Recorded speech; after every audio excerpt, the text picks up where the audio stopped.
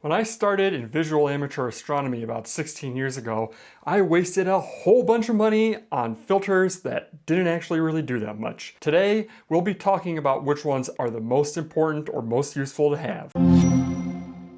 My first major telescope was a 120mm refractor. This refractor was an achromat. What you need to know is that achromatic refractors tend to display something called chromatic aberration around bright objects. The way that shows up is, for example, around Venus or Jupiter, a purple halo or fringing around that object. Or even Sirius, the brightest star in our sky, will show it pretty severely at times. One of the first filters that I bought for that telescope was a minus violet filter. And this filter was designed to eliminate that purple halo from bright objects. It was rather expensive, and I bought it, and when I remember very distinctly when I put it on the eyepiece and looked at the first bright object, I thought I was being punked, or I thought my eyes were broken, because the amount of purple that was reduced was next to nothing. It was almost totally worthless.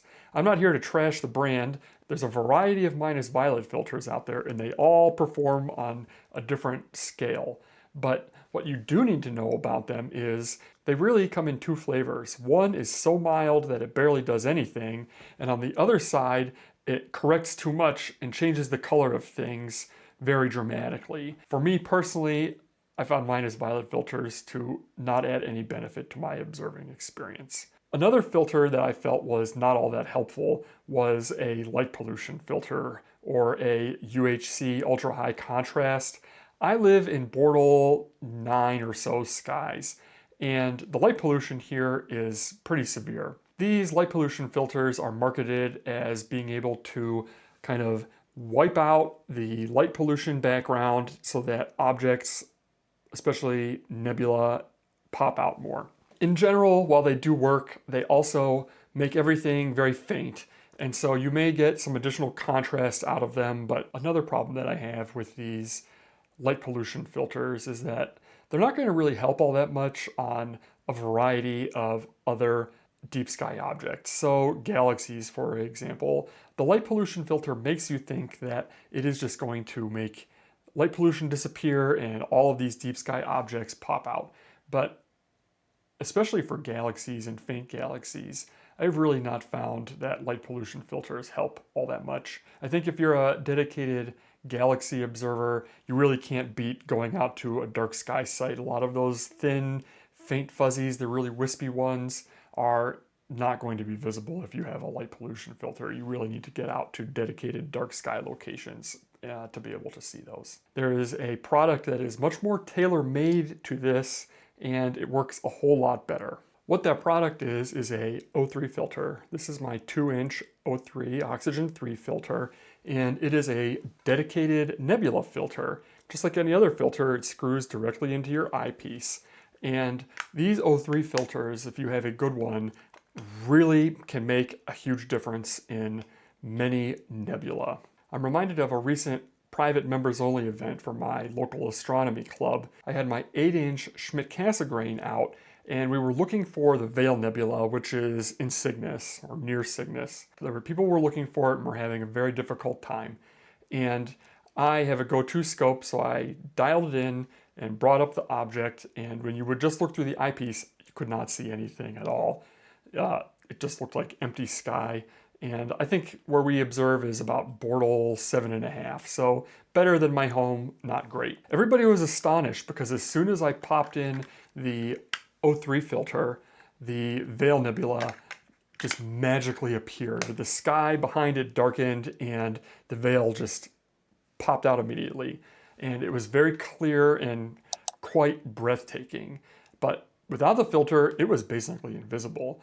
Another object that I absolutely needed an O3 filter to see was M97, the Owl Nebula in Ursa Major. Now, this is a planetary nebula, and it's circular in shape, but it has like 2 dark circles in it that look like owl's eyes. And you may be able to see it faintly without an O3 filter, but again, this is one of those objects where as soon as you put on the O3 filter, it is much more intense and visible. and it's really quite a spectacular object, especially a lot of the nebula in Sagittarius area that are Messier objects and are very spectacular, like the Lagoon Nebula, the Trifid Nebula, and the Swan or Omega Nebula. All of those are spectacular with an O3 filter.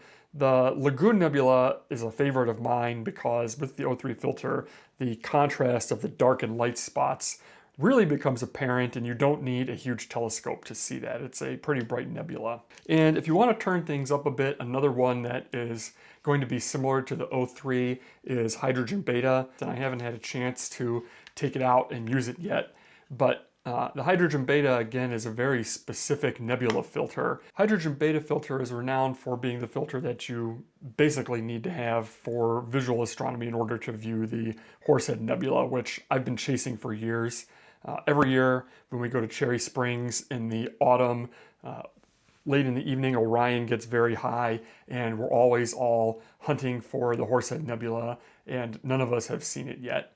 And so I'm hoping to get out there this fall with my new H-beta filter to see that. But again, these very specific nebula filters, I think, do a very good job on the objects that they are designed to work on. And because they are so narrow band, they really bring out the contrast in these objects, whereas these kind of UHC or light pollution filters more or less are just casting a broad net. I don't want to get into color filters for planetary observing. I think that's a completely different topic, but the last filter that I will talk about is a variable polarizing filter.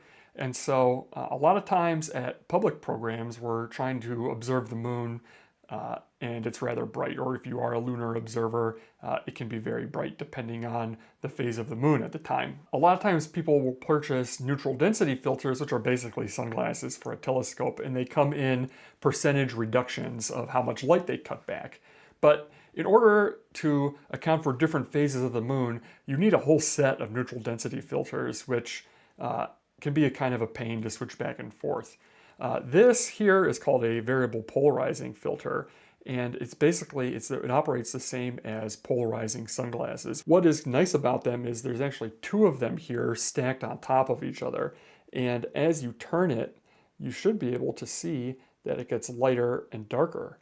And so you can very quickly and easily just turn the two filters and they will adjust to the brightness that you need. I primarily use it for looking at the moon, and I can dial back the brightness as I see fit, but polarizing filters are also very helpful in cutting back some of the glare if you're a double star observer or you're trying to split a tight double. Sometimes a polarizing filter can help split those stars in your telescope. So those I also find very helpful. But I would say if you are looking for a filter to really make deep sky objects pop out a lot, especially nebula, I would save up and spend my money on a good O3 filter because those can make a night and day difference in some objects.